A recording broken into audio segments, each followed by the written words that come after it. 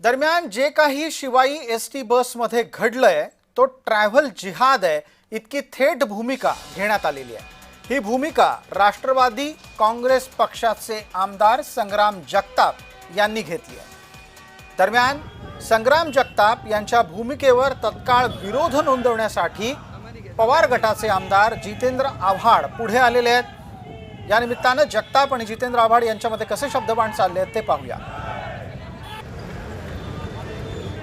गोरक्षक असेल, आमच्या महिला असतील, यांच्याजवळ कोणी काय केलं गोमातेवर किंवा महिलांवर, माता दोन आहेत, एक गोमाता आणि आमची महिला भगिनी, हे दोन माते स्वरूप आहेत आणि भारत माता, ह्याच्यावर जुने कोणी काही करत असेल तर याला आमच्या सुद्धा कायदा ठरवावं लागणार, आता काय करायचं आणि त्या पद्धतीने पुढे जावं लागणार।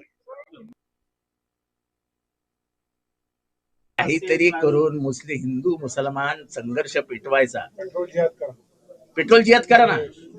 चला, आमचं चॅलेंज आहे, संग्राम जगतापकडे 4-5 इम्पोर्टेड गाड्या आहेत, अशी एकही इम्पोर्टेड गाडी नाही जी संग्राम जगतापकडे नाही। प्रचंड पैसेवाला पोरगा आहे, त्याचे वडील प्रचंड संपत्ती, प्रचंड मालमत्ता आहे त्या घराण्यात।